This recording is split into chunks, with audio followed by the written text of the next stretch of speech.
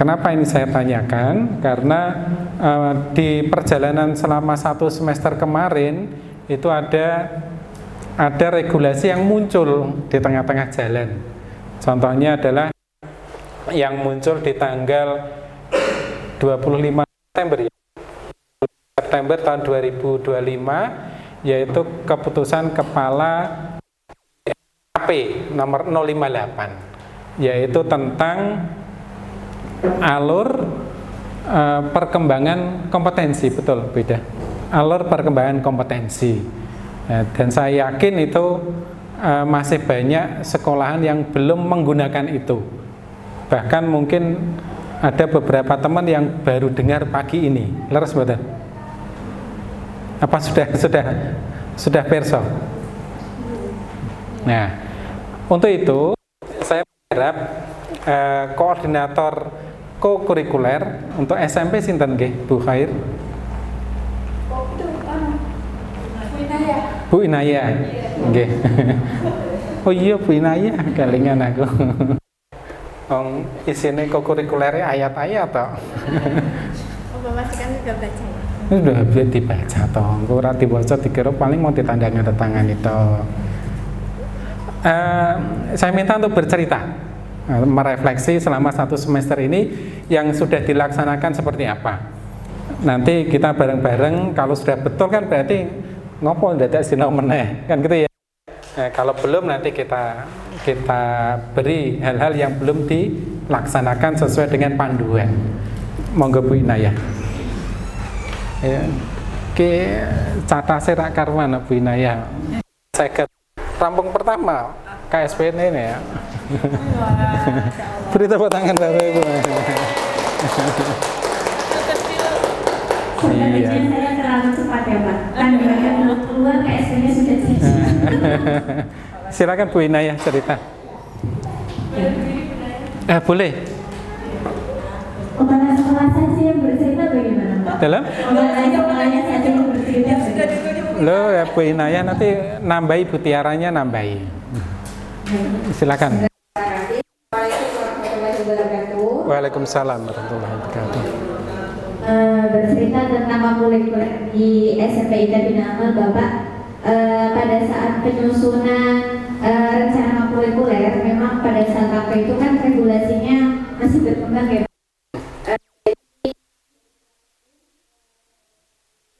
Yang kepala bukan pas kau ingat jelas. Pendekatan SIP begitu di kami rancang makulikuler itu berdasarkan Al-Quran begitu tema-temanya. Memastikan tadi sudah menyampaikan ya isinya ayat-ayat Quran begitu. Memang di kami menggunakan spidolweb dari JSIT yang kami gunakan sebagai panduan proyek kolaborasi mata pelajaran mata kokurikuler. Jadi yang sudah berlangsung di Bina Amal seperti itu rencana, namun dengan keberjalanannya kemudian ada panduannya, kami juga melakukan inovasi Bapak.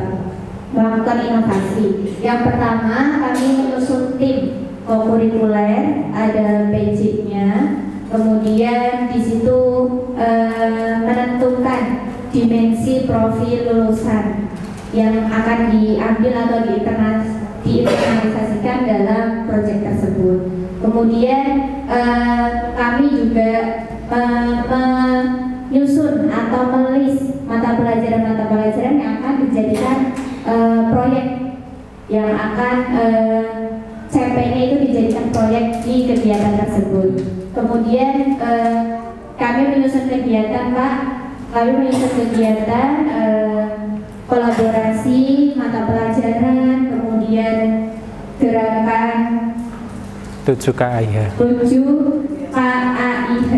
kebiasaan anak Indonesia hebat. Kemudian juga kami kolaborasikan dengan kegiatan-kegiatan di sekolah lainnya begitu. Jadi memang untuk memenuhi JP di kegiatan kokurikuler itu memang kami banyak melakukan kolaborasi. Kemudian ada evaluasi juga. Kemudian ada pemerataan dimensi. begitu. Ada beberapa dimensi. Untuk rapat ini kita kemarin merapatkan Bu Kepala Sekolah, dan ada kajian kurikulum juga dari kurikulum. Dimensi-dimensi itu diratakan dari kelas 7, 8, dan 9 begitu. Jadi semua dimensi profil lulusannya harapannya nanti terinternalisasi dari semua kurikuler dari kelas 7 sampai kelas 9. Begitu Pak Mas Rika. Untuk tujuannya masih menggunakan dimensi yang 8 DPL itu Bu Inayah ya? Iya. Laras Bu Tiara. Okay. Berarti kan tadi yang saya sampaikan memang ada regulasi yang munculnya di kemudian hari tanggal 25 September. Di situ Bapak Ibu yang keputusan Kepala BSKAP nomor 058 itu tentang alur perkembangan kompetensi, di dalamnya itu ada sub dimensi dari 8 dimensi profil lulusan. Maka nanti di penjelasan berikutnya sub dimensi itulah yang nantinya dapat Bapak Ibu gunakan sebagai tujuan utama pelaksanaan co-kurikuler. Jadi memang di awal kemarin Bu Inayah ya saya instruksikan, ya wis pokoknya ngarang apa sing 8 DPL ki ono, jenengan kira-kira endi sing jadi sasaran. Kemarin saya sarankan gitu. Karena untuk P5 sebelumnya menggunakan elemen dan sub elemen, ya. Maka tanggal 25 September itu baru muncul subdimensi. Nah, itu nantinya harapan saya di semester kedua dipakai sebagai acuan untuk membuat tujuan co-kurikuler. Berarti yang kemarin salah Pak? Tidak ada yang salah. Co-kurikuler ini kanggo foto utamanya menguatkan karakter anak, menguatkan karakter anak. Biar karakter anak itu kuat tanpa dia terasa, maka gunakanlah kegiatan-kegiatan. Jadi intinya itu.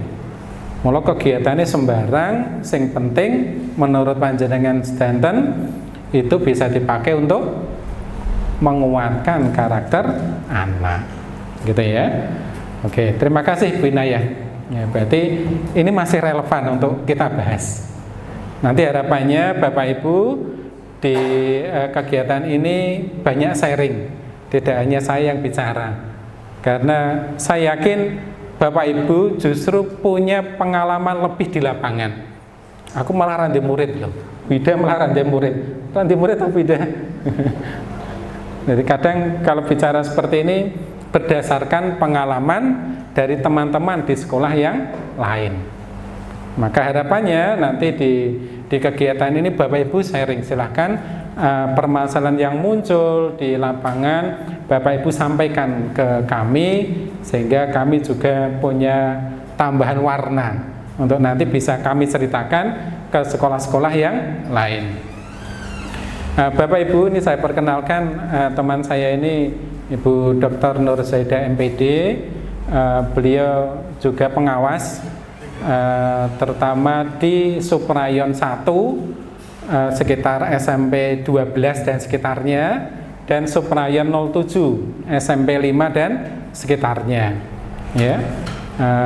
Suprayon 07 itu ciri utamanya banyak SPK di sana, Satuan Pendidikan Kerjasama Sekolah Internasional, ya. Nah, kalau di Gunung Pati ini beliau banyak belajar karena di sini banyak sekolah boarding. Sehingga kalau kita gabungkan, kami punya kombel namanya kombel Kisemani, yang ada logonya di bawah itu ada 10 sekolah boarding Bapak Ibu. 10 sekolah boarding, 5 sekolah SPK. Sehingga kemarin bareng akreditasi, ya. Maka kami juga keliling untuk dampingi teman-teman mempersiapkan akreditasi. Sedangkan SMP Islam Bina Amal akreditasinya kapan Bu Tiara? Terakhir itu 2028. Kemarin 2023 terakhir. Iya, 2028. Siapa tahu nanti di 2028 sudah tidak muncul perpanjangan, karena kemarin SPK semuanya dijadikan target untuk akreditasi.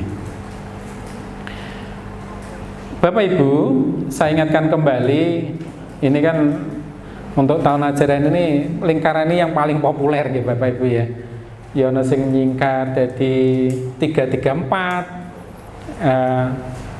Saya yakin Bapak Ibu sudah paham ini kami hanya mengingatkan bahwa Kementerian Pendidikan Dasar dan Menengah untuk tahun ini itu mulai menerapkan apa yang dinamakan dengan pendekatan pembelajaran mendalam, atau dulu awal-awal dikenal dengan nama deep learning. Ya, kita dikatakan sudah memberikan pembelajaran mendalam apabila Bapak Ibu sudah melaksanakan pembelajaran mendalam. Insya Allah ini ya setengah wajib loh ya. Apa cirinya? Ayo Bu. Saya. Bisa MPD masalahnya. Apa cirinya pembelajaran jenengan dikatakan sudah deep learning atau pembelajaran mendalam? Bapak Ibu ini sharing ya, tidak ada benar, tidak ada salah. Semuanya berdasarkan pengalaman Bapak Ibu, ya. Ini tidak dalam rangka BIMTEK. Iya. Sudah deep learning karena kami untuk pembelajarannya yang tidak efektif dari memahami, mengaplikasikan dan merefleksikan itu sudah kami lakukan. Kami juga sudah melaksanakan pembelajaran dengan prinsip pembelajaran BBM nih. Itu juga sudah berkesadaran, bermakna, satunya menggembirakan. Itu juga sudah seperti tadi yang salah satu guru membuat speaking seperti itu. Walaupun memang menggembirakan itu tidak harus dengan speaking, Pak. Karena kan bisa jadi speaking, bisa jadi kalau pembelajarannya itu sudah sesuai dengan minat anak nih. Salah satunya digital. Kelas digital itu adalah salah satu program unggulan kami. Itu kan mereka senang, itu juga sudah menggembirakan seperti itu. Jadi pembelajarannya tidak hanya sampai anak itu memahami, tapi juga bisa menarik dalam kehidupan sehari-hari itu apa secara kontekstual dan bisa merefleksikan. Setelah saya belajar ini, berarti ke depan saya itu harus bagaimana? Contohnya ini kalau saya di listrik statis gitu, maka ke depannya berarti apa yang kita lakukan ke depannya? Saya akan mengurangi efek listrik statis gitu. Contohnya apa? Saya akan memakai pakaian dari katun seperti itu, jadi mengurangi gaya gesek misalnya seperti itu, Bapak. Gitu, Bapak. Iya. Terus merefleksi tenan iki. Setelah belajar listrik statis, terus nggawe cat sing sesuai listrik statis, sing muatannya bisa berlainan jenis. Saya minta satu lagi dari bapak-bapak, ini Pak. Jenengan mucale pun deep learning, Pak. Jadi kalau saya dari SMA di Jawa Barat, Pak. Di kalau SMA khususnya kelas kami pernah di ekonomi itu mereka praktik membuat istilahnya analisis keuangan. Jadi ada transaksi gitu, terus kemudian mereka analisis apa yang terjadi, kasnya nambah atau kurang, kemudian utangnya nambah atau kurang dan sebagainya. Kemudian mereka catat dan dibuat laporan. Kalau aplikasinya, jadi mereka dari memahami aplikasi, kalau refleksinya mereka kami sambungkan dengan ayat sebenarnya, Pak, untuk mengingatkan mereka ketika ada utang itu mereka catat. Nah, aplikasinya di kantin Bina Amal itu mereka banyak bon, banyak catat ke buku catatan dari bupatinya, dan di aturan di Bupati itu kan mengingatkan untuk mencatat setiap hutang piutangnya itu salah satu aplikasi dan refleksi dari kehidupan sehari-hari, dari pelajaran ekonomi yang aplikasi. Jadi insya Allah sudah mendalam. Kalau membicarakan, kalau mereka sudah bahagia, pertama saya anggapnya membicarakan dengan kegiatan organisasi ini. Oke, ini saya kejar lagi ini. Bapak Ibu, kita sebagai pendidik, pengajar, ya, fasilitator, kan memiliki 3 kegiatan utama. Yang pertama membuat perencanaannya bagus, kemudian dilaksanakan dengan bagus, kemudian yang ketiga dievaluasi, dinilai. Seperti itu ya. Nah, saya kejar lagi kalau pertanyaannya. Kalau saya misalkan kepala sekolah, misalkan Bu Tiara ngecek apa namanya, apakah guru-gurunya sudah melaksanakan pembelajaran mendalam atau belum melalui perencanaan. Jadi ngeceknya pripun Bu Tiara? Untuk mengecek apakah teman-teman itu sudah melaksanakan pembelajaran mendalam.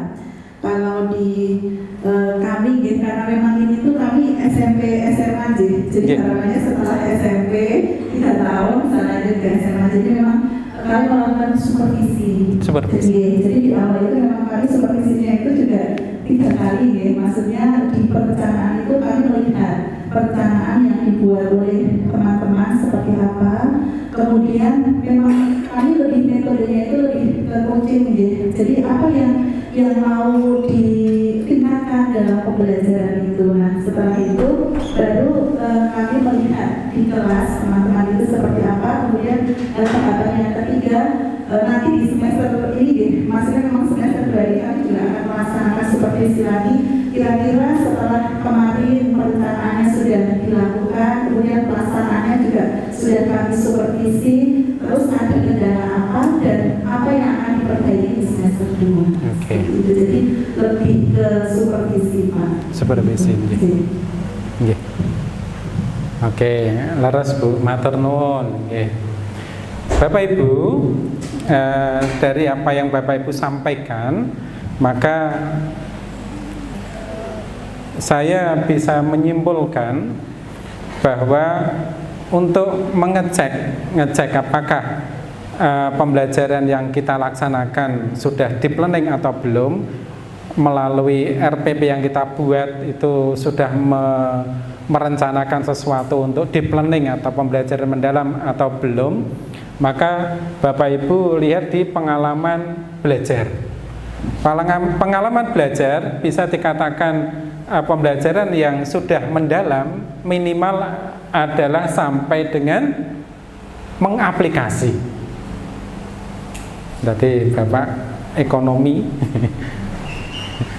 dicatat nih utang piutangi kan sampai mengaplikasi, minimal mengaplikasi, syukur sampai dengan merefleksi.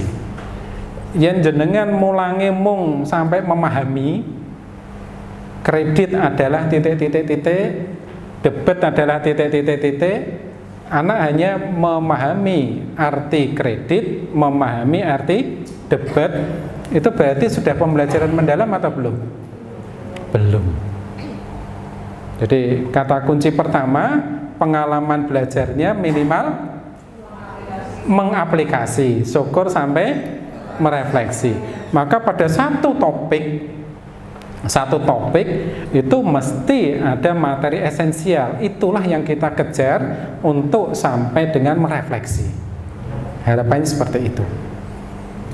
Nah, boleh enggak Pak saya memberikan tujuan yang memahami? Boleh apa enggak? Boleh. Untuk apa? Untuk perantara, untuk pengungkit. Anak supaya bisa mengaplikasikan kudu dijelaskan sih, memahami sih. Kan gitu ya. Sampun pirsa nggih Bapak Ibu ya, mengaplikasi. Nah, terus Bapak Ibu implementasikan ke RPP. Mana yang menunjukkan itu memahami, mana yang menunjukkan itu mengaplikasi, mana yang menunjukkan itu merefleksi. Dari mana Bapak Ibu? Dari tujuan pembelajaran. Di bagian mana? Di bagian KKO. Kenapa Bapak Ibu? Kata kerja operasional. Sampai sini bisa dipahami? Nah, mula ngeceknya gampang.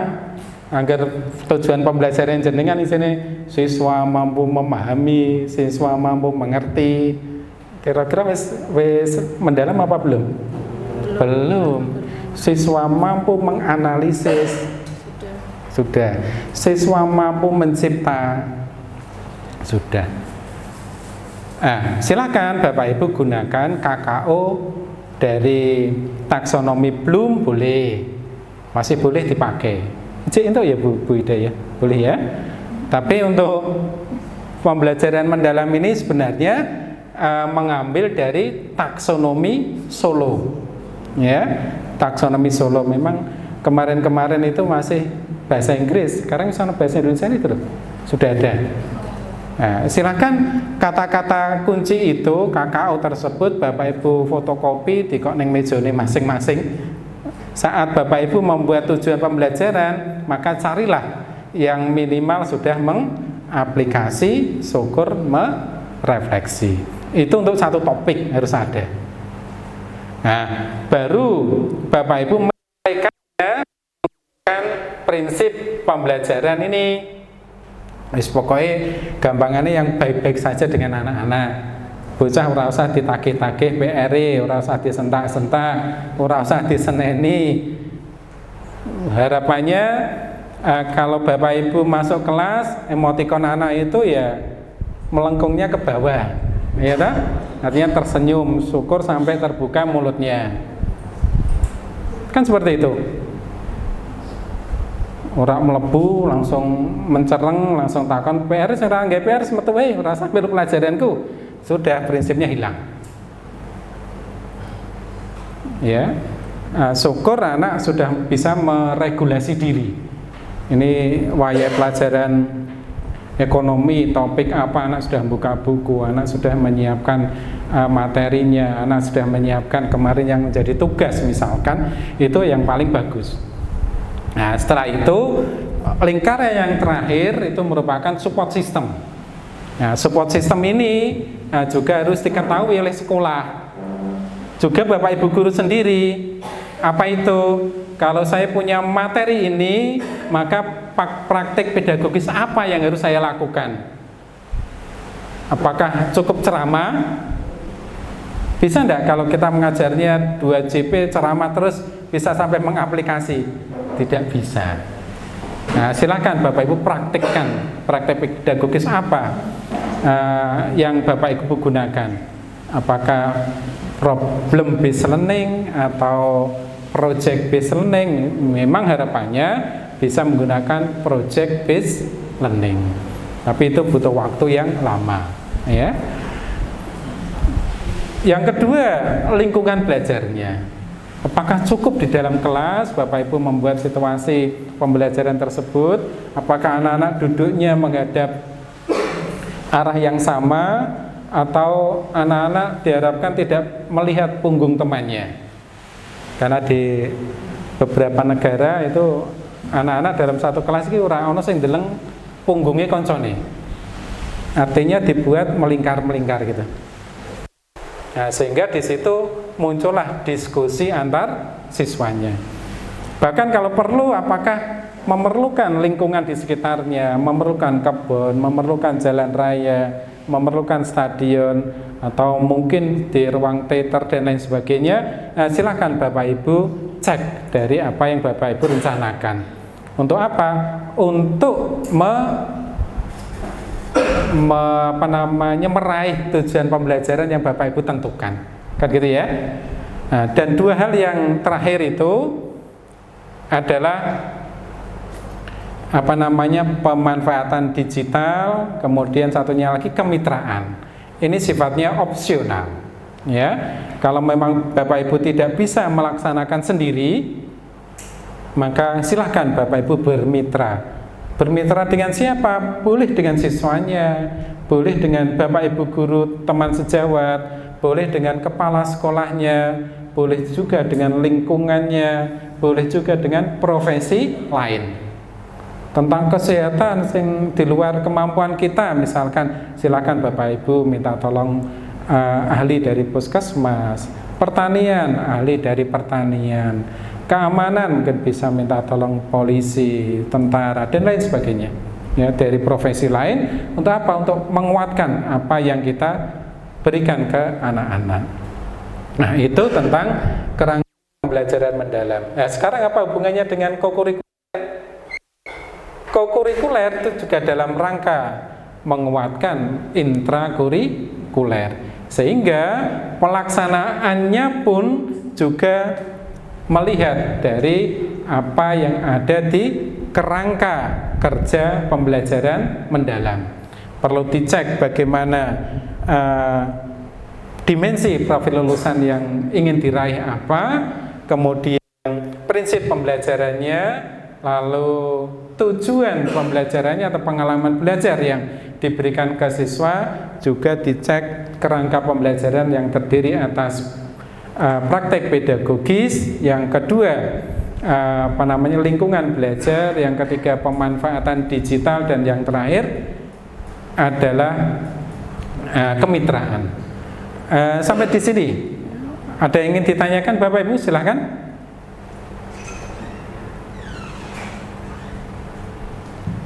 Mau nambahin beda? Belum. Oke. Nah, silakan Bapak Ibu apabila ingin ada yang sesuatu yang ingin ditanyakan.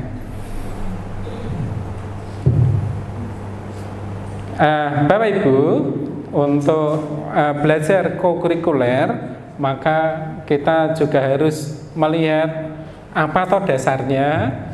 Bapak Ibu bisa pertama Permendikdasmen nomor 13 tahun 2025. Karena di sana nanti muncul struktur kurikulum. Nah, salah satunya di struktur kurikulum itu ada bagian sekitar 10% digunakan untuk kokurikuler. Artinya kalau itu SMP di kelas 7 dan 8 360 JP. Kelas 9-nya 320 JP. Nah, itu muncul di Permendikdasmen nomor 13 tahun 2025. Yang kedua, ini saya katakan tadi yang munculnya belakangan, yaitu keputusan Kepala PSKAP nomor 058 tahun 2025, yaitu tentang alur perkembangan kompetensi. Bapak Ibu, 8 dimensi profil lulusan yang Bapak Ibu sudah hafal semua, ya, itu diuraikan menjadi 8 kali 3 24 tambah 1 25 subdimensi. Ya, ada 25 subdimensi. Nah, di sana kalau kemarin kita mempelajari dimensi elemen subelemen, itu subelemennya pada buku tersebut dibagi per fase. Ada fase A, fase B, fase C, fase kita SMP, fase D, kemudian SMA, fase E, dan fase F. Kalau alur perkembangan kompetensi ini sudah dibagi per jenjang. Jadi jenjang SD, jenjang SMP, dan jenjang SMA atau SMK. Juga ada jenjang TK dan PAUD. Ya, nanti kita lihat. Dan yang ketiga, panduan kokurikuler yang keluar di tahun 2025. Ini pun keluarnya juga agak mepet, agak mepet dengan tahun ajaran baru. Apa itu kokurikuler?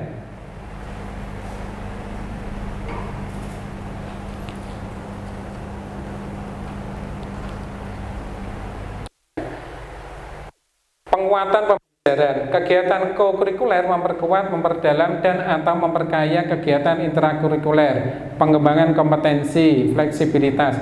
Bapak Ibu, intinya kita di sekolah itu kan punya kegiatan intrakurikuler. Ini sesuai dengan kurikulum yang kita laksanakan di pagi hari, ya. Kemudian kegiatan kokurikuler. Ini untuk penguatan apa yang diperoleh anak-anak di intrakurikuler. Kemudian yang ketiga, kegiatan ekstrakurikuler. Kalau kegiatan ekstrakurikuler ini sebenarnya untuk pengembangan bakat potensi yang dimiliki oleh siswa. Nah, karena pengembangan bakat dan potensi yang dimiliki oleh siswa, maka kegiatan ekstrakurikuler sifatnya sukarela untuk kepesertaannya. Ya. Pramuka itu kalau dulu diwajibkan, sekarang pramukanya tetap ada karena kita sudah punya gugus depan.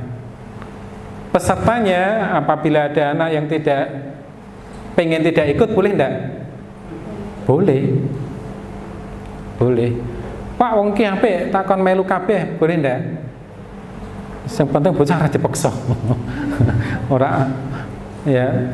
Kalau memang kita mengharapkan itu bisa ikut semua, ya kita beri pemahaman pada anak tersebut supaya ikut. Sama seperti untuk teman-teman yang ada di ciri khusus, misalkan sekolah Islam, pasti di sana ada hal-hal khusus yang diwajibkan untuk ikut anak-anak, ya toh?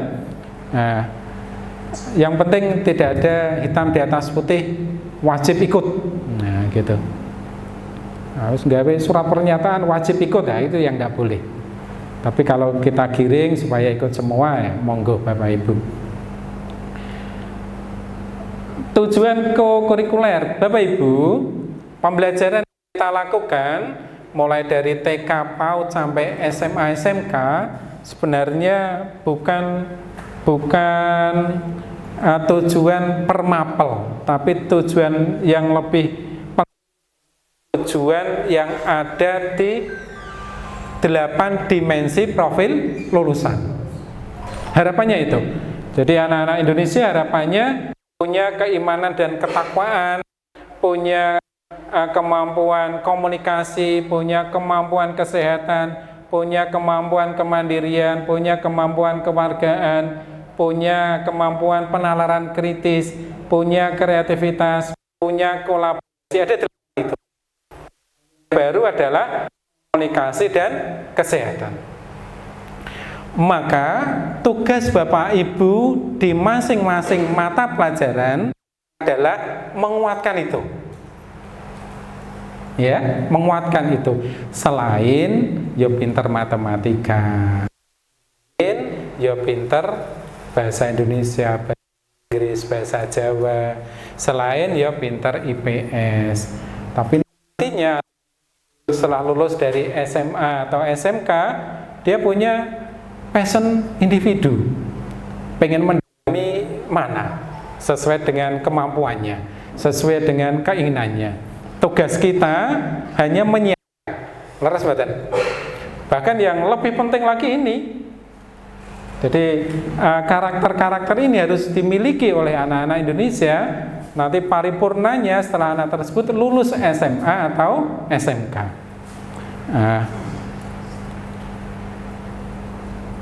Ada 2 tambahan, yaitu komunikasi dan kesehatan. Ini menjadi sesuatu yang istimewa. Komunikasi ini banyak dialami oleh teman-teman bahasa Inggris. Benar ya Bu Ida ya? Bocah bersina bahasa Inggris metu pintu ora tinggu wong njaba isine basa Jawa karo bahasa Indonesia. Maka betapa susahnya guru bahasa Inggris untuk menginternalisasikan pelajarannya. Wah angel. Tapi yang kehidupan sehari-hari rak muncul jarang. Kecuali kalau anak punya minat khusus, ya. Nah, beda dengan yang ada di Malaysia, Singapura, Filipina, kemudian India. Di Malaysia anak kecil-kecil bahasa Inggris. Kenapa? Karena di sana jadi bahasa yang kedua selain bahasa Melayu misalkan. Di Filipina menjadi bahasa kedua, di India menjadi bahasa kedua, sehingga anak kecil-kecil do pinter bahasa Inggris.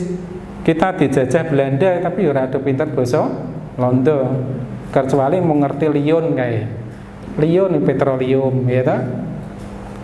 Terus nek dalan ana palangi kene zaman aku cilik jenenge verboden. Ini basa Inggris, basa Londo. Nah, seperti itu. Hanya hal sedikit tapi secara umum tidak apa namanya digunakan oleh kita. Kesehatan, ini kesehatan Bapak Ibu menjadi sesuatu yang penting tidak? Sekarang yang namanya anak-anak sekarang itu apa itu? Gen apa Mbak? Apa? Gen Carpe Diem. Gen Alpha.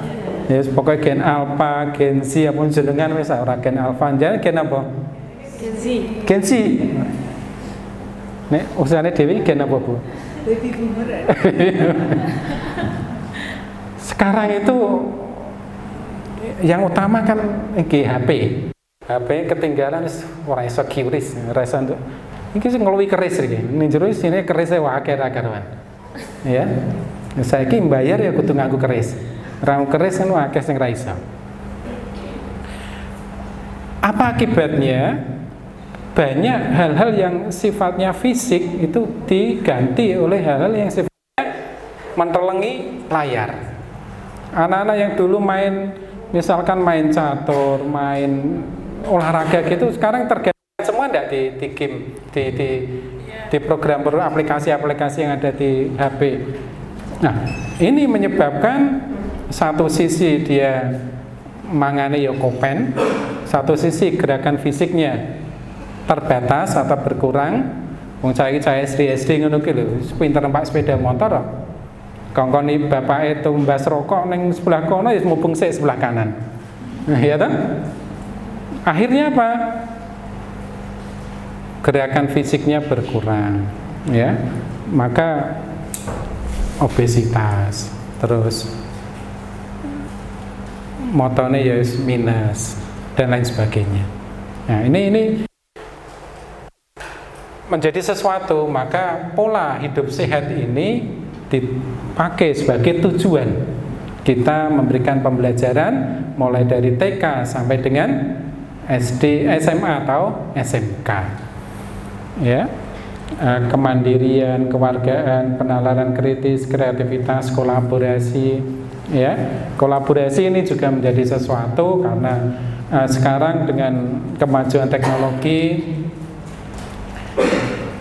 kita sering melihat di rumah sakit nunggoni wong tuane ora didongake tapi malah yo nunggoni wakeh anake 5 tapi sepine ra karuan. Masing-masing buka HP ini dhewe-dhewe. Nah, wong sampai ngomong karo kakange apa adine ning sebelah ya di WA kok. Iya ta? Kolaborasi menjadi berkurang. Ya. Termasuk ning RT kuwi lho, ning RT ku niku to. Rame sesuk ana kerja bakti wis ramene ning WA group tok. Tekan gone sing teko mau 5. Tapi ning WA group ramene ra keren. Aja kaya ngene usul macam-macam tekan gone muncul 5. Kewentonge ya ora metu. Ya. Maka perlu dikenalkan anak-anak kita. Melalui apa? Salah satunya melalui kegiatan co-kurikuler. Tanpa terasa nanti anak-anak akan bergabung pada satu kelompok, membagi tugas dan lain sebagainya. Tidak terasa dia harus berkolaborasi untuk menghasilkan sesuatu yang baik, gitu. Nah, itu Bapak Ibu yang tadi 8 DPL tadi itu merupakan tujuan utama untuk melaksanakan co-kurikuler. Bapak Ibu, tadi juga sudah kami katakan bahwa pembelajaran mendalam ini juga menjadi acuan. Tidak saya jelaskan. Oke, tidak usah.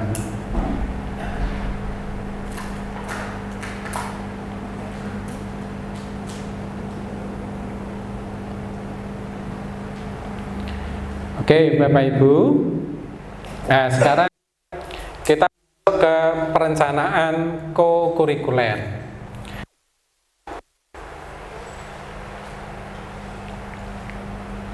Langkah pertama, nanti kita menentukan tim kerja kurikuler, kemudian analisis satuan pendidikan, perencanaan berdasarkan analisis, dan merancang asesmen.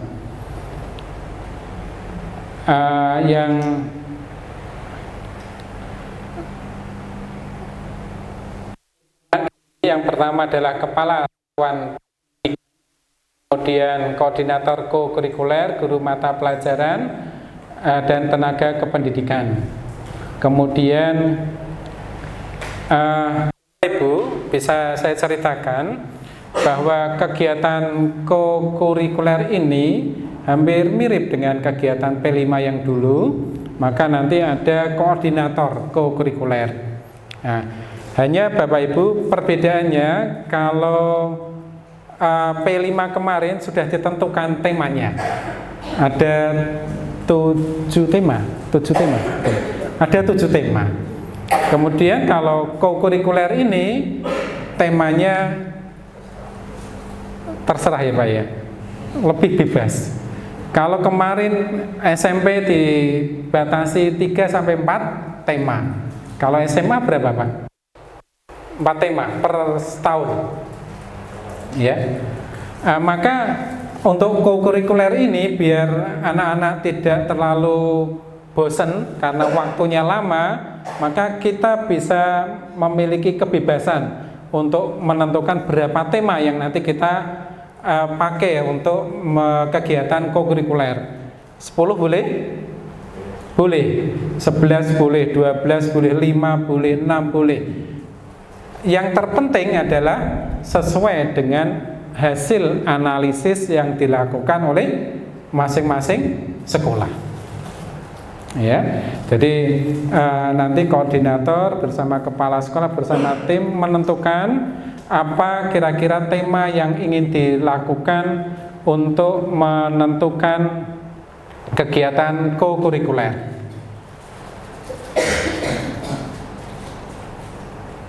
Nah, sebagai contoh ini Bapak Ibu, membuat perencanaan berdasarkan hasil analisis. Nah, misalkan ini fokus pada penalaran kritis. Sebentar. Oke, ini dulu aja.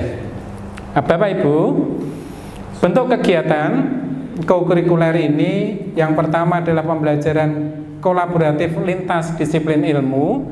Maka di sini Bapak Ibu bisa berkolaborasi antar teman untuk menguatkan CP-CP yang ada di intrakurikuler. Kalau di Bina Amal ini berapa guru yang berkolaborasi? Kalau SMP dari 11 mapel dibagi menjadi berapa kelompok Mbak Inayah? Oh, kemarin enggak seperti itu ya kegiatannya yang lintas disiplin ilmu? 4. Oh, 4. Kami menggunakannya guru rumpun kalau namanya ditempatkan. Tidak masalah. Guru rumpun. Berarti rumpun IPA, rumpun IPS, rumpun bahasa, sosial, alam, IPA ya, sains ya. Tidak masalah. Nanti pada kegiatan yang lintas disiplin ilmu, kalau Bapak Ibu buka panduan, maka di sana nanti Bapak Ibu bisa menggunakan CP yang ada di masing-masing mapel untuk dikuatkan di kegiatan kurikuler. Tapi tujuan utamanya Bapak Ibu tetap yang ada di alur perkembangan kompetensi. Ya. Jadi mapel-mapelnya tersebut dipakai acuan, hanya dipakai untuk berkolaborasi. Boleh enggak nanti kita lakukan assessment untuk nantinya kita buat nilai, misalkan yang berkolaborasi matematika, kemudian IPA, kemudian satu lagi bahasa Indonesia, bahasa Inggris, 4 misalkan ya. Boleh enggak nanti nilainya masuk ke intrakurikuler? Boleh, tergantung Bapak Ibu guru yang berkolaborasi. Saya ingin memperbaiki nilai anak pakai kegiatan kokurikuler, boleh. Saya kegiatan kokurikuler hanya untuk anak nanti biar bisa masuk ke refleksi. Hasilnya apapun tidak saya masuk ke intrakurikuler, tidak masalah. Ya, tidak masalah. Karena kegiatan ini yang utama adalah untuk menguatkan karakter yang ada di 8 DPL. Ya, pembelajaran kolaboratif lintas disiplin ilmu. Yang kedua, kebiasaan anak Indonesia hebat. Bapak Ibu, awal tahun ajaran ini Bapak Ibu telah melaksanakan kegiatan 7 KAIH, mulai dari anak bangun tidur sampai dengan anak tidur. Itu kita cek apakah sudah dilaksanakan dengan baik apa belum. Kalau di Bina Amal lebih mudah karena anak-anak boarding di sini. Jadi kita tinggal ngecek yang lalu seperti apa, kemudian kita sesuaikan dengan kondisi sekarang, apakah masih sesuai atau perlu ada perbaikan. Ya, misalnya Bapak Ibu masukkan kegiatan pagi hari senam menjadi kegiatan kokurikuler, boleh enggak? Boleh. Misalkan senam 2 kali, 1 JP-nya 40 menit misalkan, maka setiap kegiatan senam 20 JP, sehingga nanti 2 kali 1 JP. Maka SMP yang setiap minggu nanti memotong 10 JP itu sudah terkurangi 1 untuk kegiatan senam. Nah, sudah dibuat aja perencanaannya. Kalau sudah masuk ke perencanaan, berarti tujuannya ngopo? Ya, tujuannya apa? Bapak Ibu cek dari subdimensi yang ada di alur perkembangan kompetensi. Dan yang ketiga, cara lainnya. Ini monggo Bapak Ibu bisa mencari kegiatan lain yang Bapak Ibu butuhkan di sini. Sebagai contoh, Bapak Ibu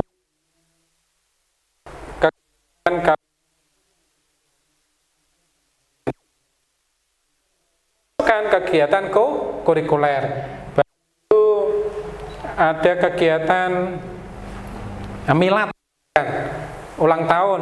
Bisa enggak masuk kegiatan kurikuler? Bisa. Berapa JP? Kalau kegiatan kurikuler berapa JP? 2 hari. 2 hari kan pentasik. Maka Bapak Ibu tarik mulai dari perencanaan awal, kawit rapat panitia, wis jenengan gawe kegiatan. Iya, mulai dari pembentukan panitia, gawe proposal, ya, kemudian anak-anak latihan, itu silahkan dibuat kegiatan. Tidak hanya di kegiatan akhir, itu kan kegiatan puncaknya, tapi untuk menuju tersebut butuh latihan, butuh panitia, butuh koordinasi. Nah, itu Bapak Ibu pakai untuk kegiatan kurikuler, karena disitulah sebenarnya kegiatan inti bagaimana anak bekerja sama dengan teman lainnya, bagaimana anak menghargai pendapat teman lainnya. Aduh, sampai masalah kostum malah udah tukaran misalkan. Nah, itu kan muncul di saat latihan. Nah, maka itu total kegiatan itu jenengan masukkan ke kegiatan kokurikuler. Terus di bulan Oktober misalkan, Oktober kan ada Sumpah Pemuda, maka bulan bahasa ini juga banyak teman-teman sekolah yang memanfaatkan itu untuk memperingati bulan bahasa. Mulai dari lomba-lomba kan banyak itu, lomba puisi, lomba nyanyi, lomba gawe pantun dan lain sebagainya. Silakan buat video misalkan. Kenapa? Karena proses untuk menuju ke sana ini butuh waktu berhari-hari, butuh waktu berminggu-minggu, bahkan nanti Bapak Ibu bisa membuat ini secara reguler. Jam 7.08 anak-anak persiapan, 7.08 anak-anak persiapan, 7.08 anak-anak persiapan, dan seterusnya sampai ke puncaknya nanti dibuat blok 1 minggu misalkan kegiatan co-kurikuler. Lalu ini kan mulai ada TKA ben ora terkesan kono les barang, maka Bapak Ibu gunakan kegiatan co-kurikuler ini untuk menguatkan literasi dan numerasi. Karena pada dasarnya TKA itu adalah kegiatan literasi dan numerasi. Kalau di SMP bahasa Indonesia dan matematika. Dalam hal ini yang bertanggung jawab apakah hanya guru matematika dan guru bahasa Indonesia? Tidak. Nah, siapa saja? Semuanya. Karena apa? Karena stimulus di soal-soal TK tersebut bisa diambil dari IPA, bisa diambil dari IPS, bisa diambil dari penjas orkes, bisa diambil dari seni budaya, bisa diambil dari pelajaran-pelajaran yang lain. Nah, maka semua Bapak Ibu guru akan berperan untuk menguatkan literasi dan numerasi dari anak-anak 1 tahun itu. Ya.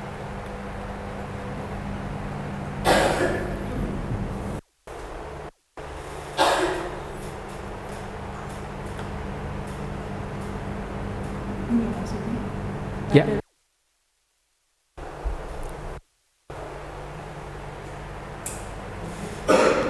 Bapak Ibu, dari tiga macam kegiatan tersebut nanti Bapak Ibu bisa menjabarkan menjadi beberapa kegiatan untuk 1 tahunnya. Jadi harapannya nanti koordinator itu membuat itu dulu, ya. Dan check-in untuk SMA itu ternyata lebih sedikit ya Bapak Ibu. Oh, tidak, ini 396 untuk kelas 10, ya. Kemudian semakin tinggi, semakin sedikit ternyata. Baik. Yang disampaikan Pak Mas Rika tadi, saya nyambung saja, sebenarnya tidak nyambung ya, tapi memvisualisasikan karena sudah disampaikan Pak Mas Rika. Jadi Bapak Ibu banyak kegiatan, saya ambil dari panduan. Saya rasa Bapak Ibu sudah baca juga akan menemukan, yaitu kegiatan sifatnya praktikal, praktek ya, karena di sini juga banyak tempat yang untuk praktek, bisa berkebun, bertukar, membuat atau mengolah bahan pangan dan sebagainya, aktivitas keagamaan, lalu kunjungan, pemanfaatan kasur. Misalnya ini kalau di sini contohkan bagus. Ada waktu itu di Kombel ya, siapa yang tidak waktu itu yang ke Dangkar, ke kaki mungkin ya.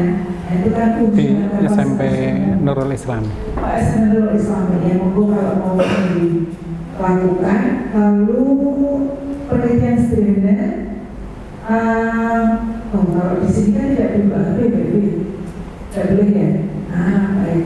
Di beberapa sekolah itu penelitian sederhana, salah satunya adalah screen time. Jadi berapa lama anak-anak di sekolah, anak-anak kesehariannya itu menggunakan HP.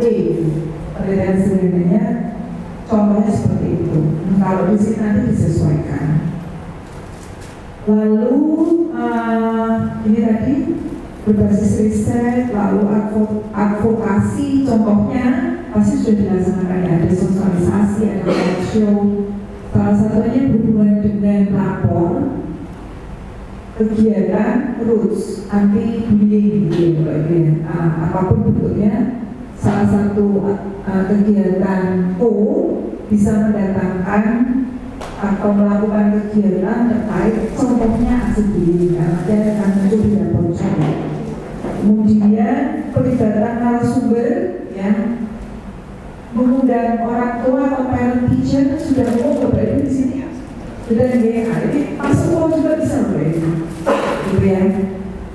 Profesi-profesi tertentu tidak harus profesi yang formal ya, misalnya ada tidak orang tuanya yang punya kebun atau petani gitu ya. Nah itu kan salah satu alternatif profesi masa depan ini. Siapa tahu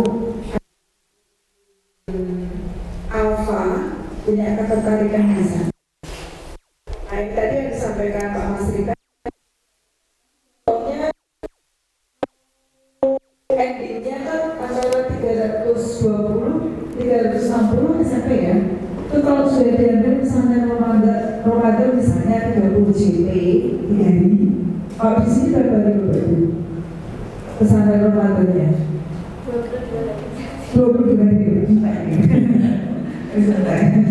Gak apa-apa berarti ya. Yang berarti kalau 22 hari berarti sudah 220 JP ya. Sebenarnya tidak apa-apa sih ya, tidak apa-apa. Yang lain nanti diambil untuk lintas disiplin ilmu gitu ya. Kemudian perayaan keagamaan, milad atau milad bisa nambah lagi gitu. Perayaan keagamaan misalnya Islam atau apa gitu. Lalu OSIS bisa juga dimasukkan, OTIPAS juga bisa mengunjungi fasilitas umum atau pergi kemana gitu ya. Market Day misalnya gelar karya saat milad ya, bulan bahasa, bakti sosial, lalu perayaan hari ulang tahun Republik Indonesia yang biasanya anak-anak ngapain Bapak Ibu kalau di sini? Lomba bisa tidak dikaitkan dengan itu? Bisa saja Bapak Ibu. Misalnya lombanya diberi tema misalnya ya. Misalnya lombanya temanya adalah permainan tradisional. Nah, itu bisa juga. Jadi diberi tema. Ini contoh masuk jenis yang mana. Kegiatan keagamaan masuk, misalnya mau Bapak Ibu masukkan ke 7 keagamaan juga bisa, gitu ya. Terus yang lain PKLDI itu apa Bapak Ibu? PKLDI itu apa? Singkatan apa itu? Kamu suka begini? Iya. PKL apa Mbak?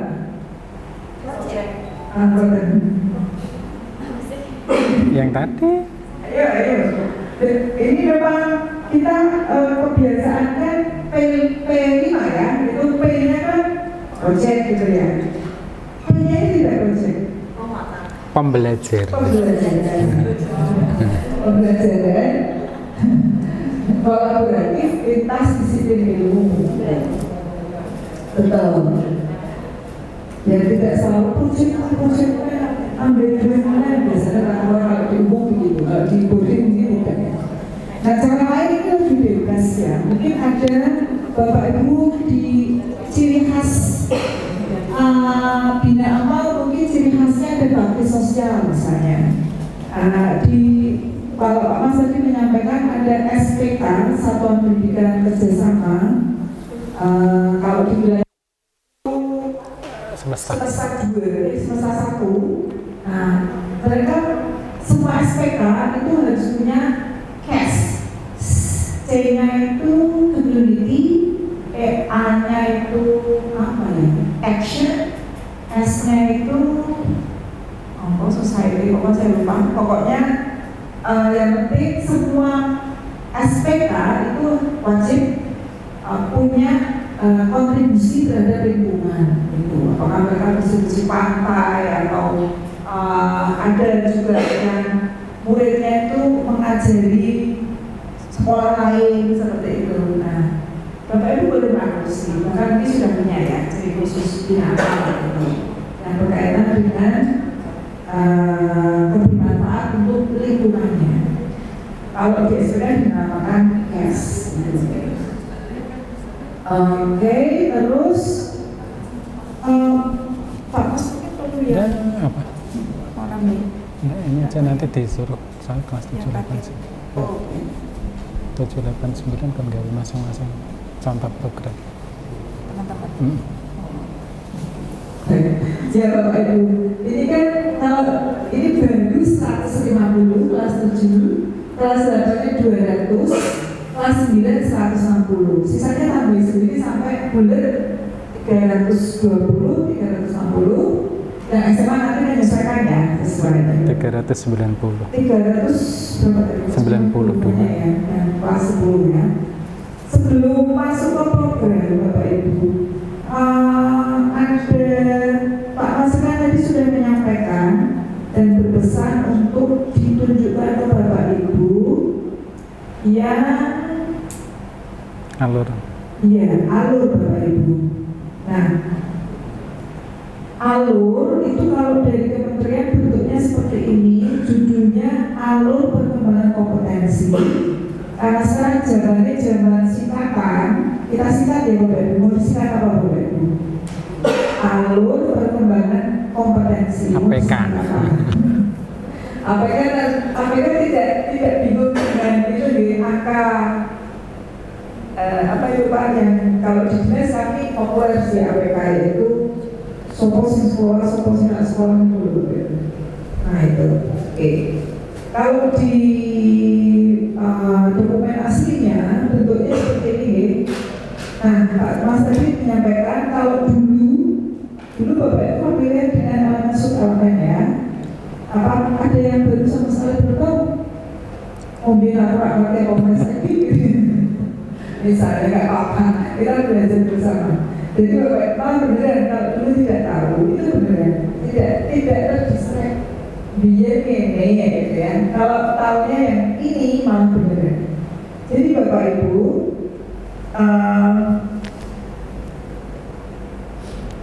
dokumen ini sudah dirincikan gitu, sudah dirincikan untuk masing-masing jenjang. Nah, kita langsung ke SMP, nanti SMA di bawahnya. SMP untuk dimensinya apa tadi di atas ya, dimensinya ketuhanan yang keimanan terhadap keimanan dan ketakwaan terhadap Tuhan Yang Maha Esa ya Bapak Ibu ya. Dimensinya itu, ini subdimensinya. Terlihat ya? Subdimensinya ada hubungan dengan Tuhan Yang Maha Esa. Tadi Pak Mas menyampaikan rata-rata 3, yang terakhir 4. Hubungan dengan sesama manusia, hubungan dengan lingkungan alam. Ini nanti jadi tujuan akhirnya Bapak Ibu ketika membuat rencana kurikuler. Oke, sampai sini oke. Kemarin tujuannya kan kalau Bapak Ibu sudah buat, kemarin tujuannya mungkin disambungkan dengan 8 DPL. 8 DPL. Tadi ini 8 DPL juga, tapi sudah disubkan gitu. Oke, sampai sini oke. Gitu ya. Nah, Bapak Ibu pilih ya, mana yang menurut analisis itu anak-anak ini loh hubungan dengan lingkungan alam itu kurang sip ya misalnya. Atau karena masih ada yang tidak harmonis hubungannya dengan sesama teman, hubungan dengan sesama manusia misalnya. Nah, itu yang diambil. Oke, terus ada 3. Kalau dulu apa berkembang ada 4 ya Bapak Ibu ya? Oh ya, kalau dulu itu modelnya adalah untuk PAUD, itu untuk PAUD, Fase. gitu ya. Fase A, B, C, D. Nah, kalau tidak buka lagi yang itu kameran ya. Sekarang intinya kita lihat ini harapannya anak akhir. Jadi kemarin KKTP-nya fase D. Iya, kalau dulu Kalau SMP lah. KKTP-nya kan yang fase D. Kalau yang SMP. Kalau SMA fase apa? E gitu ya. Nah, kalau sekarang dipisah-pisah. Untuk SMP ini loh ada 3 gitu. KKTP-nya cakap. Ada 3. Nah, maunya Gini. Kalah, keserap. maunya gitu ya, maunya sampai mahir. Tapi nek kurang-kurang sedikit cakap gitu. Nah kalau cakap sudah, berarti sudah oke gitu. Ya di dalam kemarin begitu Bapak Ibu. Siapa yang operasikan rapat kemarin? Kan tinggal nyerang-nyerang ya. Ada cakap atau mahir gitu. Jadi Bapak Ibu, ini turun ke bawah per dimensi nanti dipecah menjadi 3 dan terakhir 4 subdimensi dengan rubriknya masing-masing. Tapi nanti Bapak Ibu kalau membuat asesmennya harus dibuat rubrik lagi ya. Kalau disebut cakap itu seperti apa, itu seperti apa gitu. Oke, lalu kalau saya kemarin saya buatkan seperti ini, kalau sampai ngepol mahir ya. Nah, kalau ada sih anak mahir ya. Kalau tidak ada ya cakap cukuplah gitu ya. Namanya juga masih SMP ini itu. Iya. Ini 3 gitu ya. 3 terakhir yang 4 sudah dipisah-pisah Bapak Ibu. Oke, Pak Mas, monggo. Dibuka Mas. Bapak Ibu, apa yang disampaikan Bu Nur Zaida, saat Bapak Ibu membuat co-kurikuler, maka tujuan co-kurikuler tersebut adalah dibuka game sing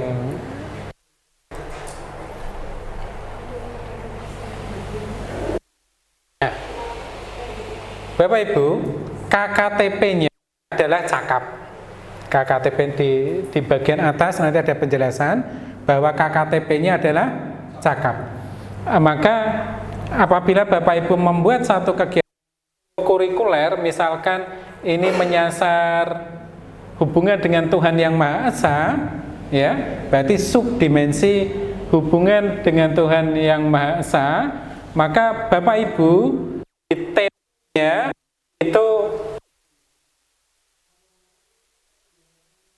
titik-titik peserta didik, murid ya, murid mampu memahami dan mengamalkan ajaran Tuhan Yang Maha Esa lebih mendalam berdasarkan kesadaran diri secara dan mampu mengajak kehidupan sehari-hari. Ya, itu tujuan co-kurikulernya. Sampai di sini bisa dipahami Bapak Ibu? Jadi harapannya nggak usah ngarang sendiri, tapi langsung sama seperti kemarin langsung diambil dari sini. Ya. Nah, setelah Bapak Ibu membuat tujuan co-kurikuler, maka segeralah Bapak Ibu membuat rubriknya. Bagaimana cara membuat rubriknya Bapak Ibu? Takon AI wae. Ya. Ora kok dilarang kok ya tetap jenengan golek kok kuwi to. Maka cari saja melalui AI. Biasanya memakai apa? ChatGPT, Gemini, Copilot. Nah, silakan Bapak Ibu segera membuat rubriknya. Rubrik yang paling gampang ya gawe skala lingkat itu. Ya. Siapa sing gawe laptop? Mbak Ina, gawe laptop Mbak Ina ya?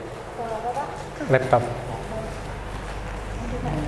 Apa dibuka cara ngegawe rubrik Bu Ipida? Ini rubrik. Itu.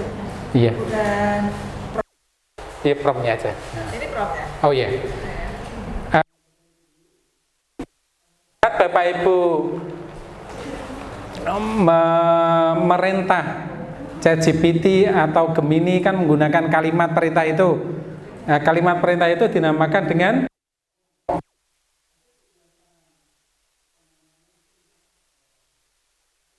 untuk agar nanti ChatGPT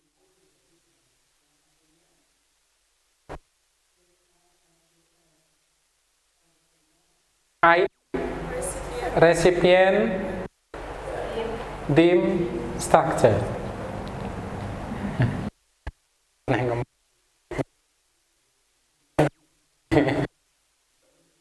Itu asli.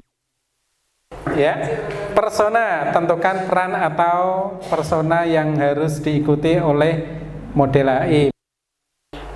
Saya seorang fasilitator co-kurikuler SMP kelas 7 atau SMA kelas 10. Biar nanti mesinnya tahu, oke, guru SMP, guru SMA pas jadi fasilitator, gitu ya.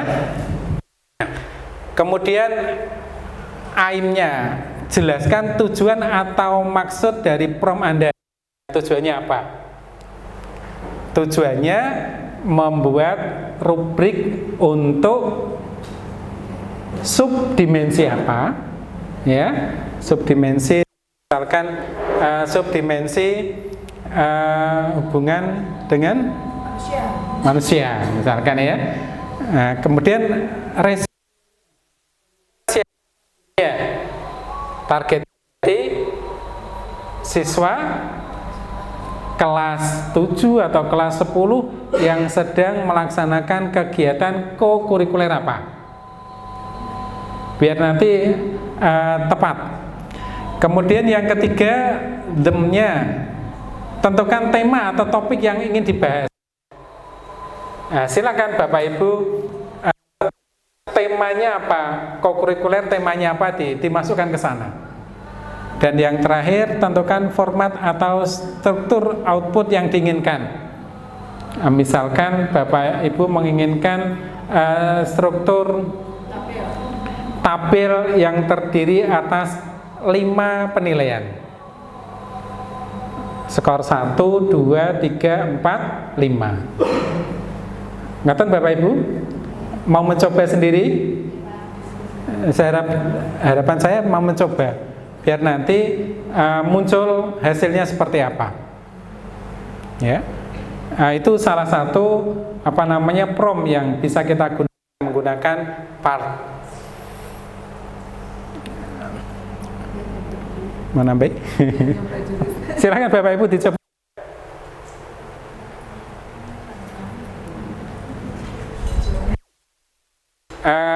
Kalau perlu nanti ditentukan jumlah soalnya. Jumlah soal untuk rubrik yang harus dikerjakan anak.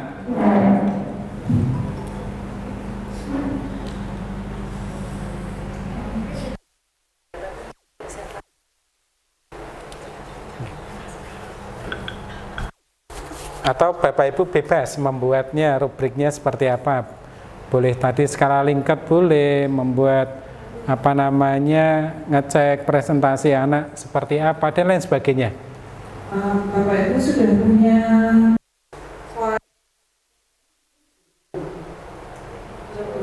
download Dewi itu. Ya, wonten Bu Tiara. bisa di-share nanti cara membuatnya. Dasarnya kan dari itu Bapak Ibu. Kalau ada silakan bisa coba di-share dulu. Kita Dewi gawe apa judulnya apa ya? Rubrik ya.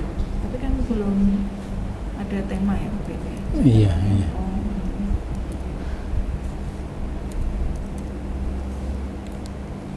Oke, rubrik co-kurikuler SMP. Bapak, kalau nanti sudah ter-share, Bapak Ibu boleh pilih yang mana saja ya, tidak harus yang pertama.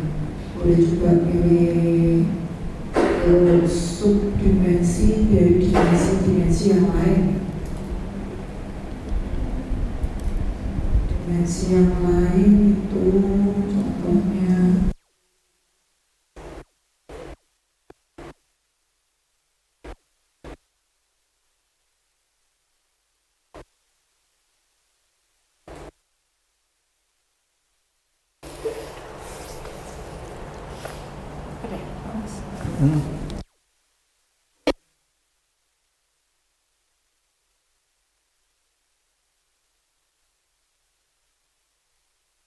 Diperbaiki lagi tuh.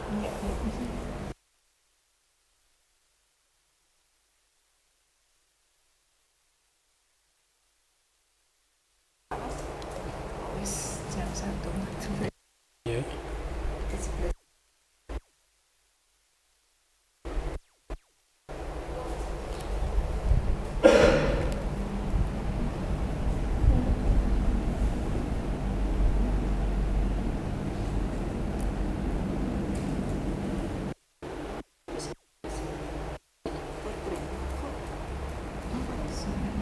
Apa nih? Nulis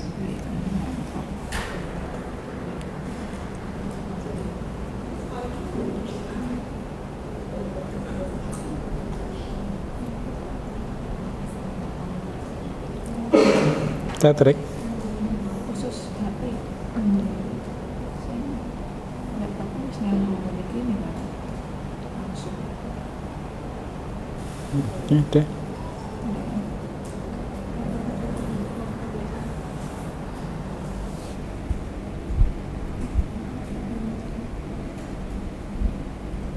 Teks dan gue.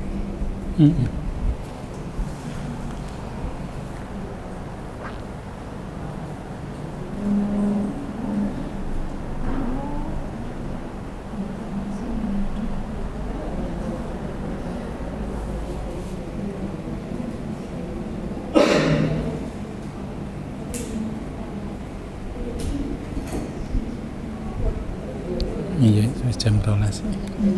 Udah selesai. Ora ya sepeda wae. Aku gitu. Selesainya ini. Rasa bener usah. Lain waktu. Ya pas nanti itu. Enggak. Asesmen kan oke banyak.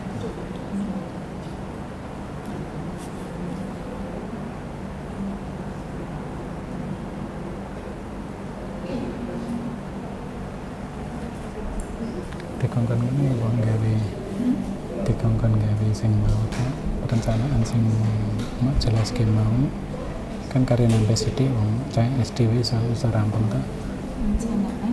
perencanaan terus contoh rubrik kan presentasi satu. Oh baik. Perencanaan belum ya, belum yang Ora, detail bukan kegiatan. bukan. Oh, I see. Main ngopong-ngopong. Ini iki lho sing iki. Oh iya. Ini juga ada SD ya kurang. SD ra lagi SMP SMA.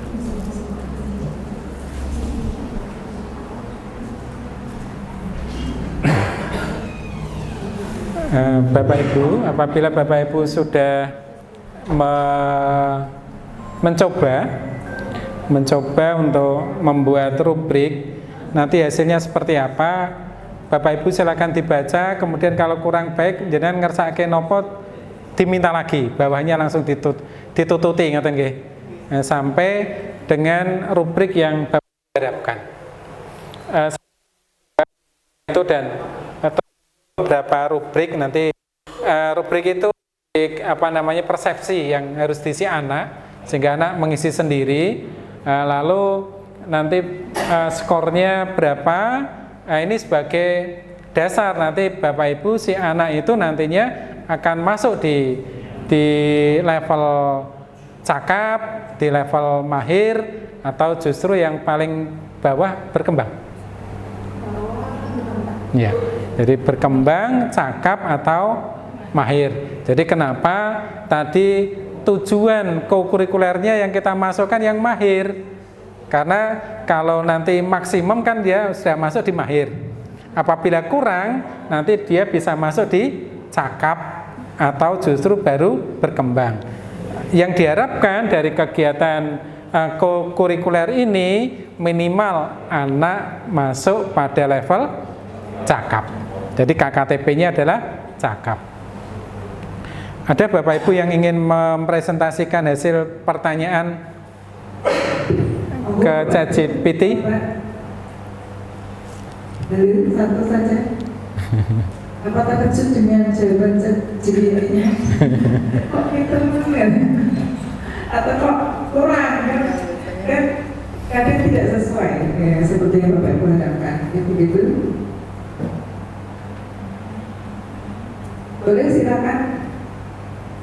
Nanti Bapak Ibu bisa menampilkan hasilnya sekaligus mengkritisi, misalnya nanti akan saya ganti begini atau sudah diganti bahkan gitu, boleh.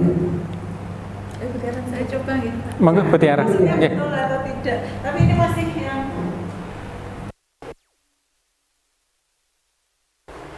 Enggak apa-apa Bu Tiara. Saya mohon izin ya, ada agenda di SMA 4. Oh, nggih, nggih. Nggih. dari sini saja tidak apa-apa nih Bu. Enggak apa-apa. Enggak Belum, ini maksudnya masih sangat sederhana yang saya cari. enggak apa-apa. Di Berketok. Di sana aja, Bu. Oh, iya Pak. Ya, iya Bu. Ya, Mas.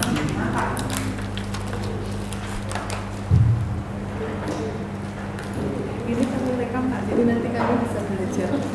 Jadi tetap ya gak ada yang bisa belajar. Izin dulu ya Pak. Monggo, nggih.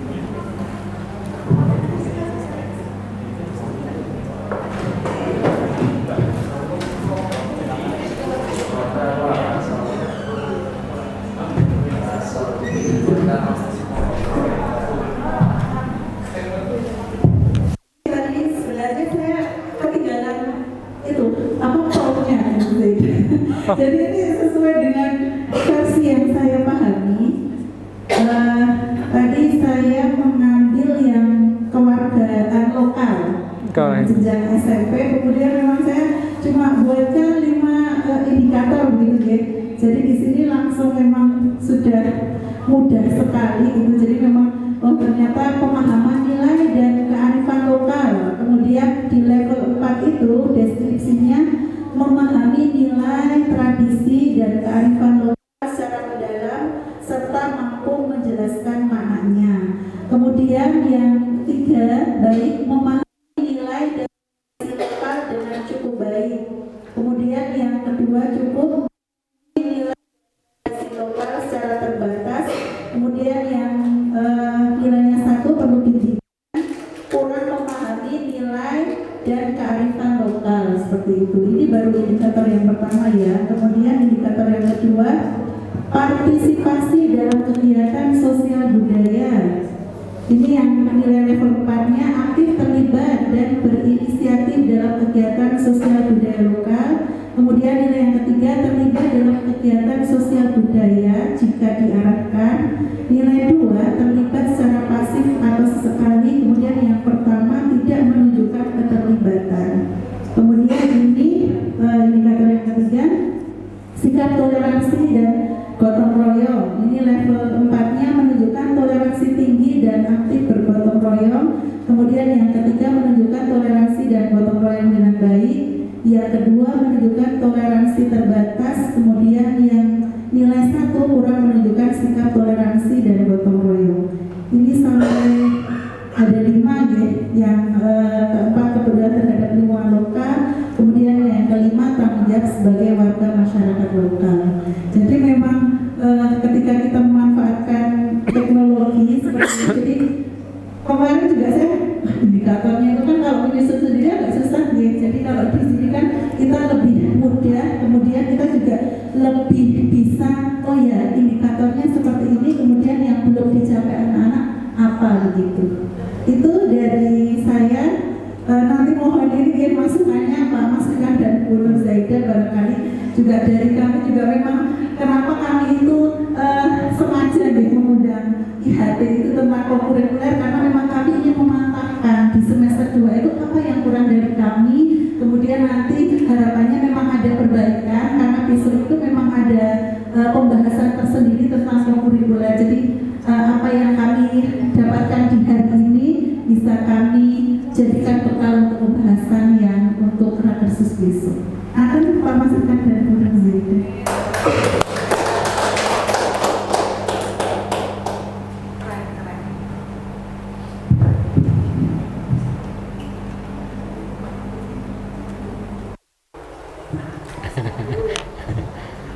Bapak Ibu, apa yang Bapak Ibu tanyakan itu akan lebih baik apabila Bapak Ibu tambahkan file yang dipakai sebagai dasar. Ya, nah, kalau ini kan berarti dasarnya APK. Silakan file APK dengan upload ke ChatGPT-nya. Berdasarkan file yang enggak, kemudian jenengan tanya melalui prompt tadi, sehingga nanti harapannya level yang dia buat itu sudah sesuai dengan kondisi SMP atau kondisi SMA itu, karena di file itu kan sudah lengkap mulai dari TK sampai SMA SMK ya. Yang pernah saya coba seperti ini saya tanya untuk membuatkan rubrik yang seperti skala Likert. Nah, nanti anak kita beri rubrik ini untuk dicentang berdasarkan persepsinya masing-masing. Kalau kita memberikan ke anak, satu kata kunci utama adalah masalah waktu. Jangan sampai waktunya dibebaskan. Kalau waktunya dibebaskan, kok bocah niru koncone. Jadi apa yang dicentang temannya ditiru. Tapi kalau waktunya kita kendalikan, pasti apa yang dirasakan oleh anak itulah yang diisikan. Saya berada di level 1, 2, 3, 4 atau 5 ya. Semakin banyak skalanya semakin baik ya. Jadi misalkan untuk yang pertama hubungan dengan Tuhan yang Maha Esa. Bu Ida sing ra kian hablum minallah hablum minannas hablum minal alam. Itu kan alam. Tadabbur alam. Sing sarwe sing komunikasi apa? Iya. Sing kan komunikasi lah. Komunikasi misalkan. Nah, misalkan penalaran kritis. Ya, mundur. Ya. Melalui ChatGPT ternyata ya lumayan aja jawabnya. Saya atau murid menyajikan argumen utama dengan jelas dan mudah dipahami oleh pendengar. Artinya melalui kegiatan, kemudian anak mungkin mempresentasikan atau diskusi, kemudian kita beri rubrik itu, anak akan tahu dia berada di level mana. Ya. Saya atau murid menyusun argumennya secara runtut. Nah, ini kan berarti dia setelah melakukan kegiatan mestinya, Bapak Ibu. Nah, pertanyaannya sekarang, kapan rubrik ini dibagikan? Jadi kan kalau nilai kokurikuler, nilainya kapan? Setelah melaksanakan kegiatan. Mulai yang kegiatan kui podo untuk satu level kelas gitu ya, kelas 7 semua atau kelas 11 semua misalkan, maka harapannya tiap-tiap fasilitator kegiatannya juga sama. Maka sebelumnya harus ada persamaan persepsi. Nah, setelah kegiatan tersebut selesai, misalkan anak setelah presentasi ya, selesai presentasi terus ini dibagi. Anak masih kelingan ora? Anak masih ingat enggak? Kan masih ingat apa yang dilakukan saat dia mempresentasikan atau saat dia berdiskusi. Begitu ini dibagi langsung terisi dengan baik. Ya, semoga kalau waktunya tadi sesuai mengisi dengan objektif. Ya. Nah, oleh sebab itu Bapak Ibu, penilaian yang asesmen yang Bapak Ibu berikan saat memberikan satu kegiatan kokurikuler di perencanaan harus sudah ditentukan. Misalkan pada satu kokurikuler membuat 3 tujuan, berarti paling tidak kalau tiga-tiganya menggunakan rubrik, harapannya kalau menggunakan rubrik ini kan lebih terarah apa yang menjadi bidikan Bapak Ibu, dan sama antara fasilitator satu dengan fasilitator yang lain ya. Maka Bapak Ibu tentukan, tadi ada 3 rubrik misalkan, ditentukan rubrik 1 akan jenengan bagikan saat selesai aktivitas yang mana?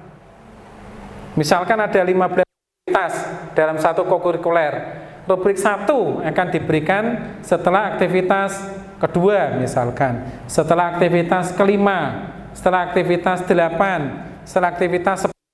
Jadi dia nanti keluar 4 kali. Rubrik yang kedua sama seperti rubrik 1. Jenengan bagikan setelah aktivitas yang keberapa. Rubrik ketiga juga sama. Misalkan rubrik 1 tadi 4 aktivitas, setelah itu jenengan data, maka dari data itu harapannya nanti akan bisa Bapak Ibu analisa, akan Bapak Ibu lihat, menyimpulkan satu gambaran penguatan karakter yang dialami oleh anak saat anak melakukan aktivitas-aktivitas kokurikuler. Maka itu nanti hasil akhirnya Bapak Ibu bisa menjadi membuat satu kesimpulan melalui aktivitas ini dalam satu kelas 32 siswa misalkan, tujuan satunya dia mengalami penguatan berapa, yang tetap mendatar berapa, yang justru menurun berapa. Artinya kegiatan itu sukses apa enggak, Bapak Ibu bisa melihat dari penguatan karakter anak yang dialami saat anak melaksanakan kegiatan kokurikuler tersebut. Nah, jadi itu ya, laporannya sebaiknya laporan berupa angka atau laporan berupa deskripsi. Kalau kurikuler tepatnya adalah deskripsi. Butuh gelar karya mboten? Kalau memang bisa digelar karya, tidak masalah. Itu merupakan satu kebanggaan siswa. Tapi kalau tidak juga tidak masalah, karena prosesnya yang penting anak itu menguatkan karakter-karakter yang kita bidik. Itu Bapak Ibu mungkin ada yang ingin ditanyakan?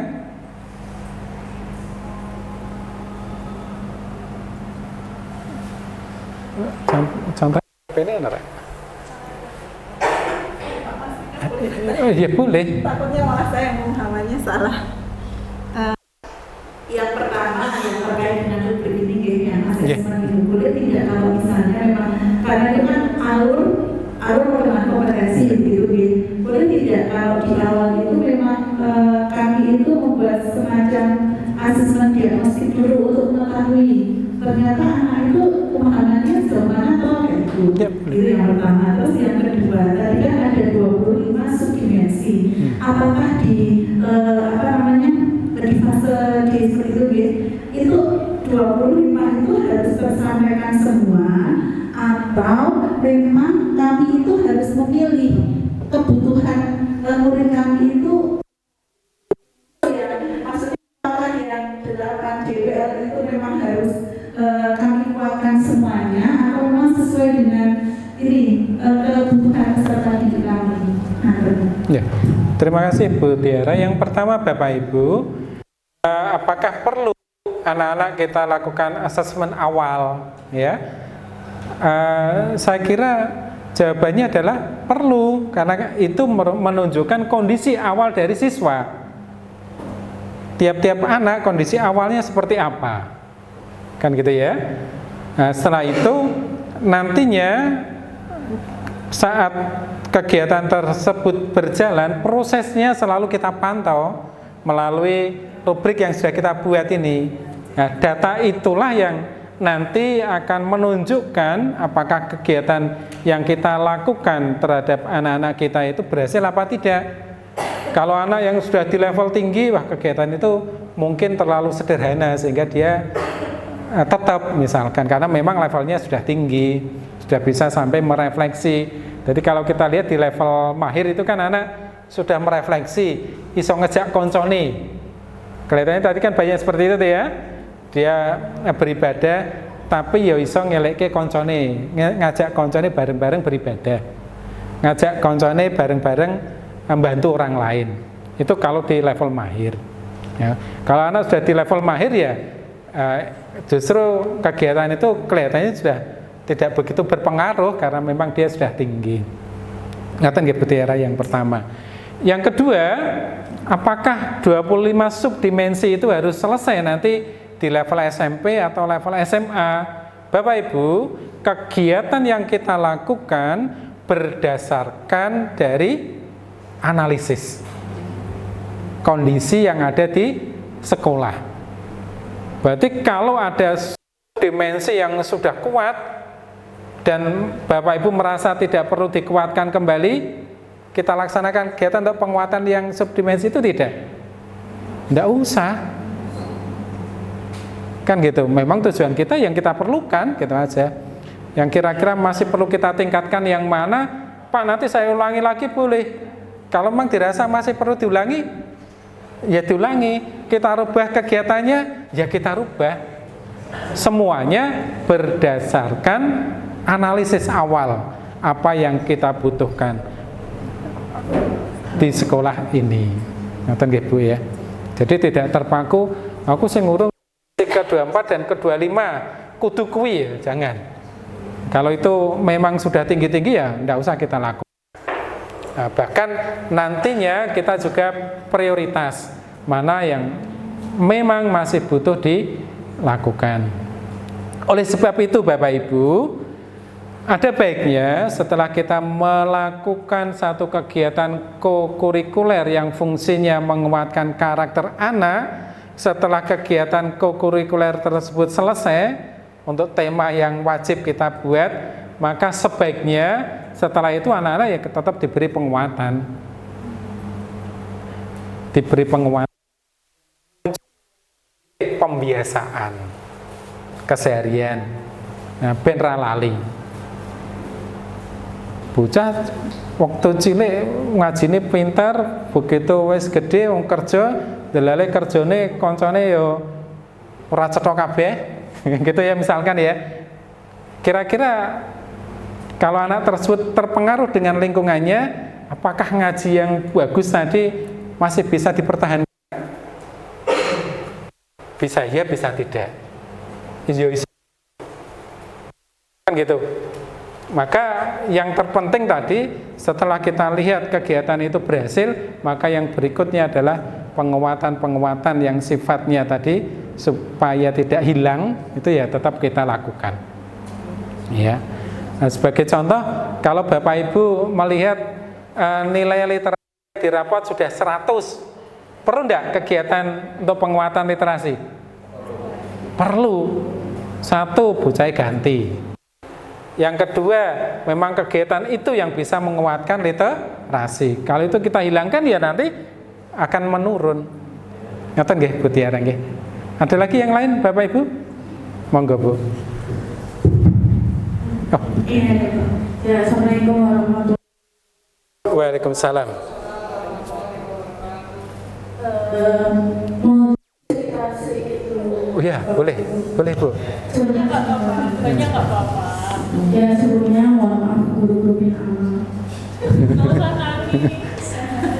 Bapak Ibu, dari awal P5 itu muncul, sebenarnya saya sudah menawarkan agenda-agenda anak-anak yang organisasi itu bisa masuk ke P5.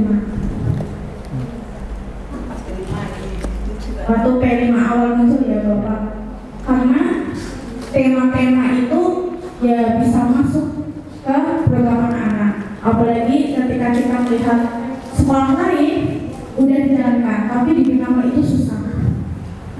Karena gurunya pada nggak tahu ya kenapa dari awal P5 muncul itu udah saya sarankan tapi ditolak sama guru Bintama. Bahkan kita pembina organisasi itu melihat langsung ke SMA NH, gurunya cerita programnya anak-anak itu ditawarkan ke guru-guru P5 bisa nggak? Dan mereka kan mau ya, jadi kita kan pengen bisa jadi plusnya itu anak-anak panitia bisa dapat nilai tambahan. Yang kedua, uang kegiatan P5 bisa tambahan buat uang kegiatan anak. Kan banyak efisien-efisiennya kayak gitu. Apalagi seperti yang tadi Bapak sampaikan dan Ibu juga, senam itu kan program anak. Bagus sekali, ada demokrasi pemilihan, ada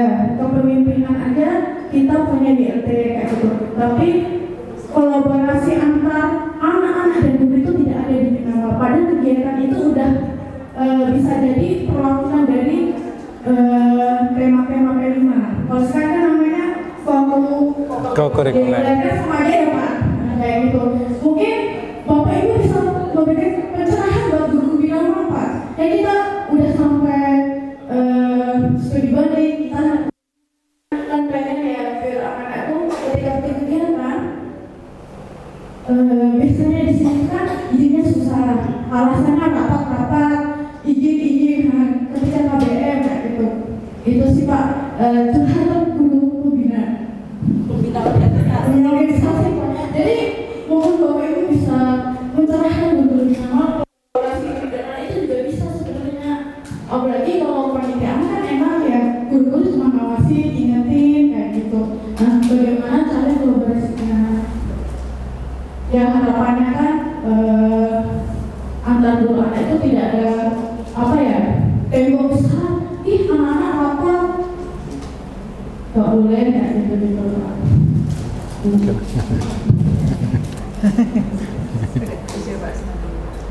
Tanya.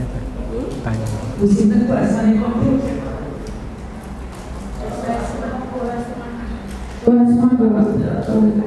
Asma.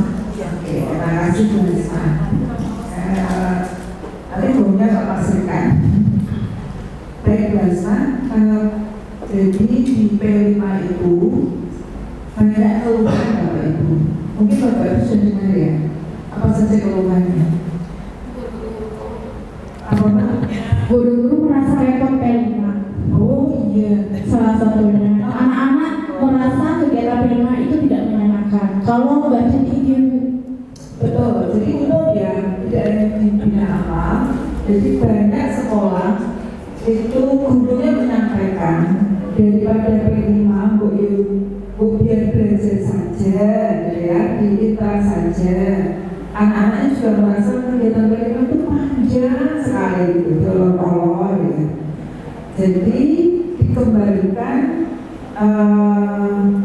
ke fitrahnya menjadi gitu.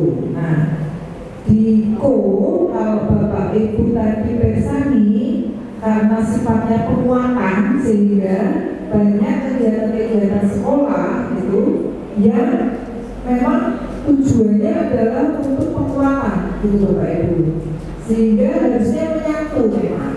Nah, ini contoh ya, contoh saya kasih dulu Bapak Ibu, saya kesini dulu.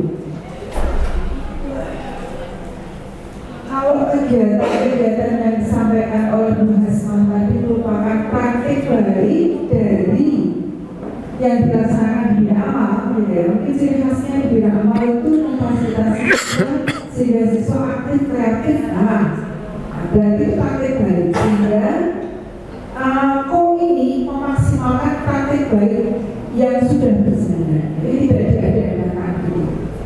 Kalau P5 dulu terpisah dari kita ya, karena sudah ditentukan temanya sehingga clear cut gitu. Bagiannya 320, 350, SMA 300 berapa itu tidak bisa diudik-udik harus segitu gitu. Tapi kalau harus segitu dan terpisah dari kegiatan-kegiatan reguler, kegiatan-kegiatan yang biasa dilakukan oleh sekolah. Nah, kalau gitu ya, kegiatan-kegiatan rutin dilakukan oleh sekolah bisa dikokan, gitu. Sehingga nanti kalau mau proyek pembelajaran lintas disiplin ilmu, di situ tidak ada ya, misalnya ya, belum ada misalnya ya. Berarti tinggal menambahkan ini 150, berarti kalau 320 masih ada 120.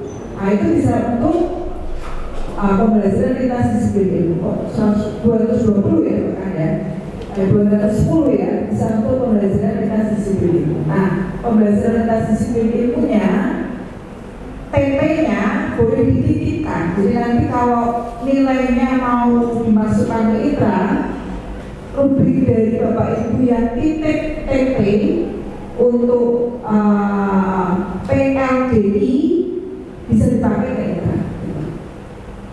Sampai di sini ya. Kemudian untuk Bu Hasan dan teman-teman, saya rasa setelah ini disampaikan Pak Masikan mulai tadi disampaikan Pak Maskan itu mama sudah berarti bisa gitu. Seperti tidak bisa khawatir gitu. Masalahnya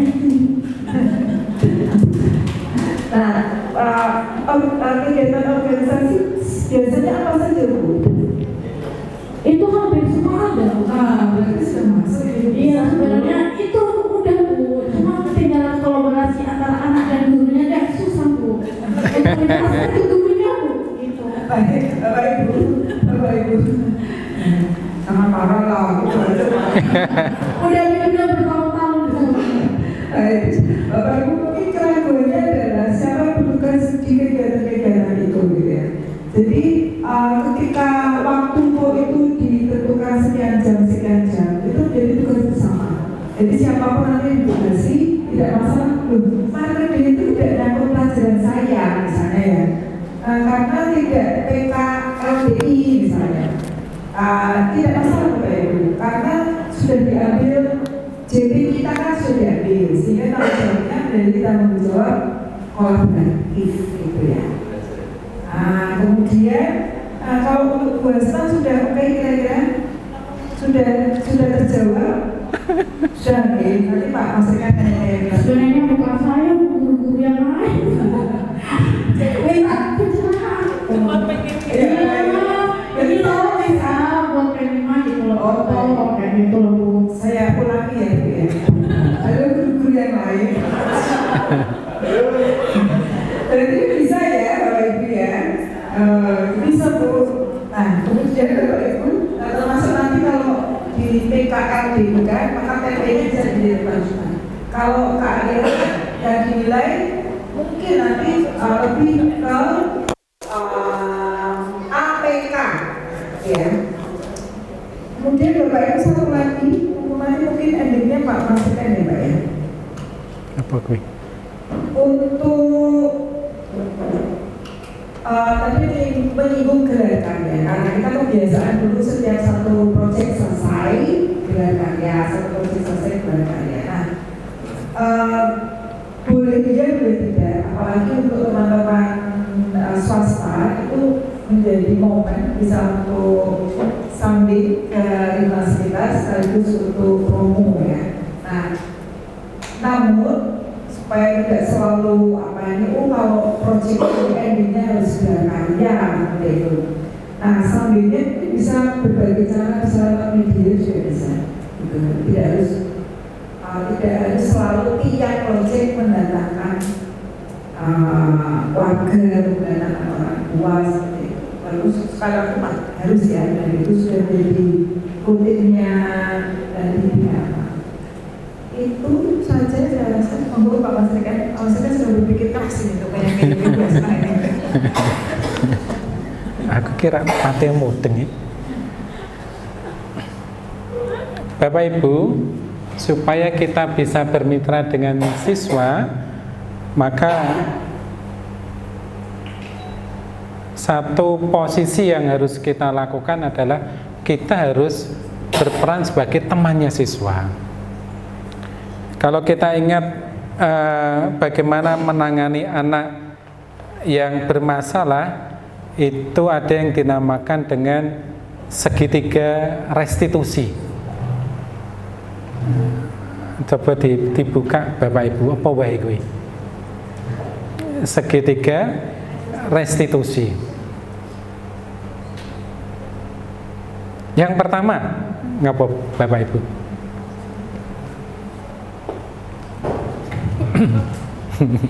Ayo Bu, digelek Bu. Aku dhewe ora hafal. Mung kelingan ana segitiga restitusi. Napa Mbak sing pertama, Mbak?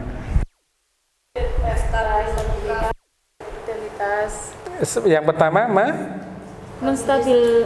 menstabilkan begitu ono pecah tukaran. Kok pecah tukaran? Bocah dijenggung koncone baru kita sembales ya.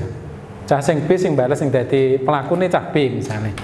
Begitu jenengan mengetahui anak B ini sebagai pelaku pembelian, apa yang jenengan lakukan?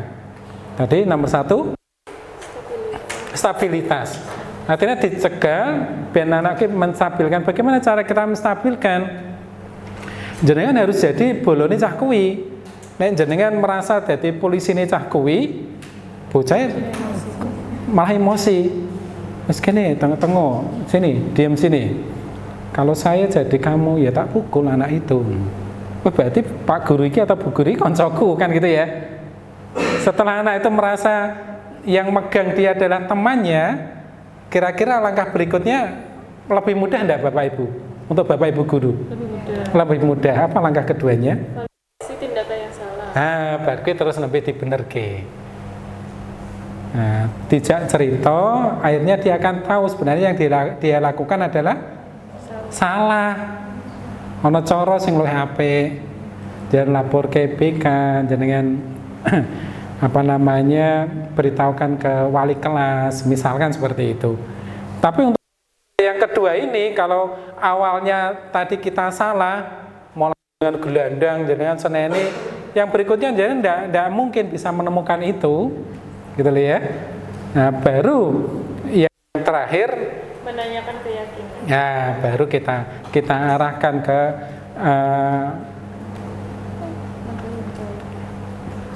mengko yang kayak ngono neh jenengan arep kepiye.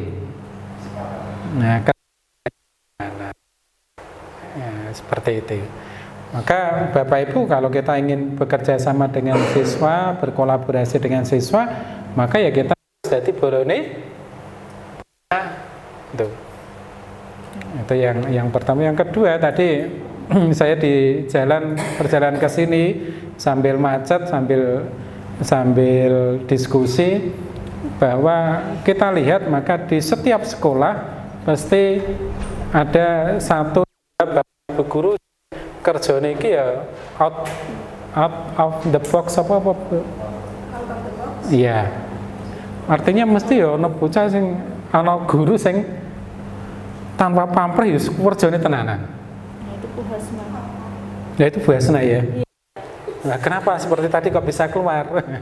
Oh itu suara teman yang lain Pak, saya suarakan. Oh keliru. Piye? Ayo aku mau bingung nggak memang. Jajal bener ke?